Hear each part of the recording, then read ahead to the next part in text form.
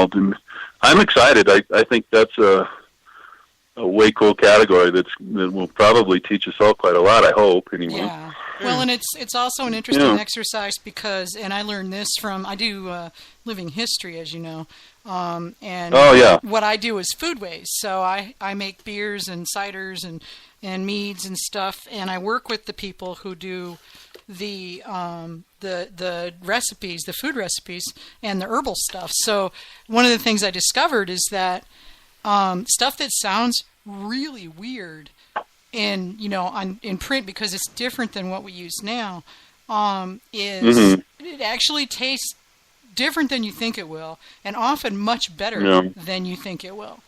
And so it's strange because our tastes have changed so much in 400, 500, 600 years that it's a whole another animal, and it takes you having to sort of suspend that what do you mean basil and mead mentality and say, let's really just sort of take this at face value and see what does it really taste like. Is it good, on the face of it, rather than, basil and mead, that belongs in pizza sauce, Yeah, but basil and strawberry is now becoming an accepted thing in mead. Oh, gosh, so that comment confuses me. Well, yeah, but a couple of years ago, though, nobody was doing it. So the thing is, though, is people are now looking, and there's a lot of meaderies that are, and mead makers that are historically minded. So they're bringing some of those flavors from the past back into the future now, and playing with them, and it's getting more accepted because people are like, wow, what is that? And they're like, oh my gosh, that's sage.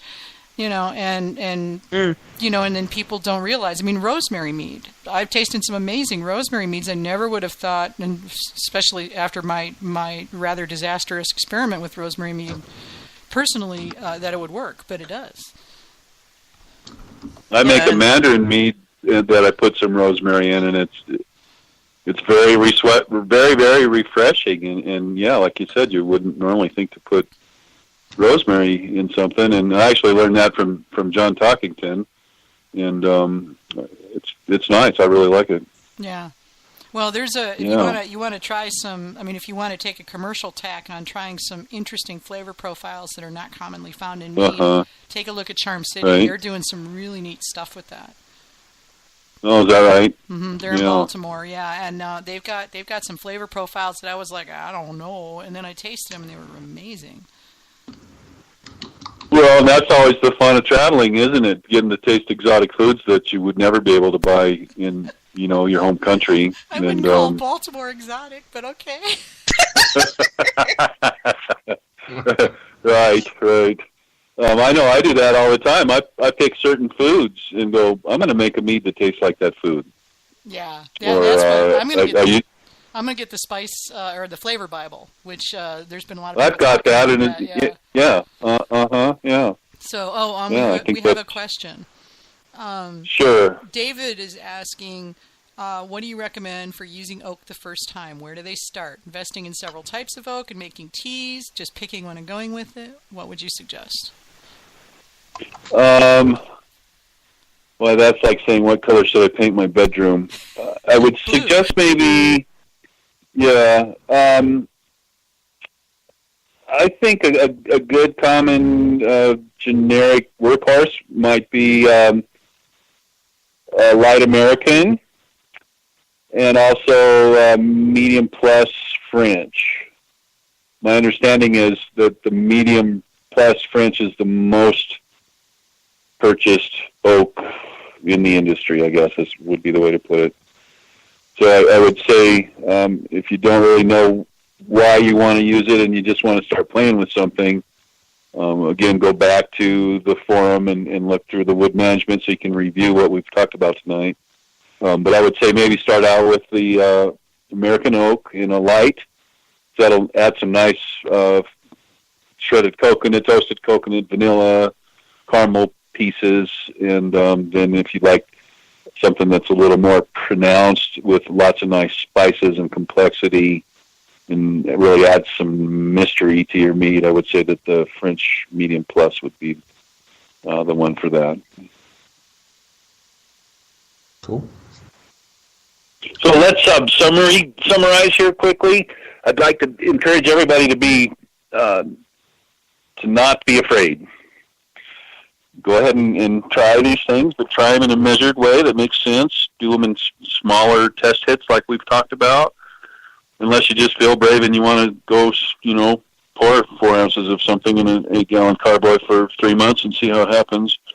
I would also like to remind everybody, with all things, less is more, and you can always add more of anything to your mead later down the road, but once it's in there, it's very difficult to reverse that. So I would always say to start out, don't be afraid and be bold to do things, but start out and take baby steps until you kind of get along more. And then we talked about this already during the show, was to be patient and add less and wait for a longer period of time, rather than thinking, well, I'm going to do this real fast. I'm going to add 3 times the amount that I'm supposed to use, and then I only have to let it soak for a third of the amount of time. I think by going that fast American-made mentality that we all live by, I think you're probably cheating yourself out of some of the nice complexities and the nuances that you can get if you're patient enough to take the long road. And we all know how making mead really teaches us how patient we are, don't we? Yeah, it sure does. Well, so do any of you guys have any more questions, or are we good to wrap this up, or comments, or? I have one last question about oak. Is there an oak? Is there any kind of oak that might be able to fix one of the most common problems, at least one I've had more than a few times, is oxidized mead? Is there anything that can fix that or reduce it, or have you ever tried using oak to fix an oxidized mead? Actually, I have not. I think once that oxidation process happens, I don't think really there's anything that you can do to reverse that. Well, certainly you can add some things to try to mask that. Yeah. You could add some complement it if it happens to have gone like the sherry type rather than the wet cardboard type. Yeah. Right. Well, one thing I can say that I forgot to mention, I have found a lot of my friends that are very good mazers here in Denver, win a lot of Mazer Cup awards and whatnot. Some of them are quite amazed at how high my alcohol content is, and yet how smooth the mead is, and how that can happen relatively early. I mean, I've got some stuff that's 18 or 20%. And yeah, I tasted some mango that I made 6 months ago, and I'm going, yeah, it's pretty nice, and it's a little bit hot alcohol-wise, not phenolically hot, but hot alcohol-wise, but it's got a nice amount of sugar to counterbalance that. But what I have found, oftentimes people say, well, it's kind of hot, it's too much alcohol. By adding Hungarian oak in the medium level, that seems to some reason kind of round off that hot alcohol edge, and so it seems to, and I don't know if that's because the tannins will absorb some. I don't know the science part of that, but I've just found that you can smooth out that alcohol edge by adding Hungarian oak, and maybe others as well, but generally that's the first one I grab when I'm wanting to kind of soften the alcohol presence in something. I do have another question. Sure. What type of toast level and oak species would you recommend for mouthfeel for something that's really thin, like say a session mead, something like that, where you don't have a whole lot from the honey? What do you recommend for that? And would you want to try to do that with the least amount of flavor and nose profile, or in other words, you want to thicken it up but not do anything else to it, or do you like some of the things that could also go along with it? I'd take what I could get, really. And if there's one that works either way, I'd be interested in knowing both ways. Okay, so if you took an American Medium Plus, that's definitely going to add some mouth fullness, some volume. But that's then also going to start to bring some of those higher confectionery sugars, the roasted coffee, a little bit of campfire maybe, a little bit of toasted bread crust type stuff. So that the American and Medium Plus will do that. Medium Plus and the Hungarian will also do that. But that will also bring along a little bit more of the campfire and coffee than the American would. French, if we didn't care about anything but the mouth volume, French will do the most. But it's going to also bring along with it all of its buddies with as far as the spiciness and the complexity and whatnot. So, did that answer your question? Yes, thank you. Mm-hmm, sure. All right. Well, so what do you guys think? I think we're done for that, Mark. That was a pretty dense pile of information there. So yeah. Yeah.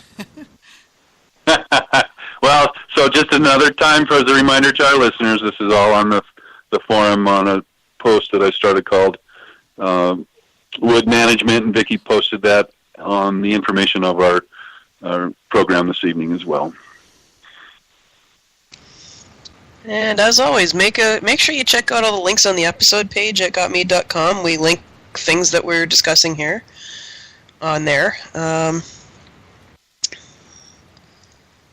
I guess too, you guys, if you have more questions, Vicki, what is the best way to how for people that want to ask more questions later? What's the best way to do that? I'm happy to try to help as much as I can. I think posting on the forum.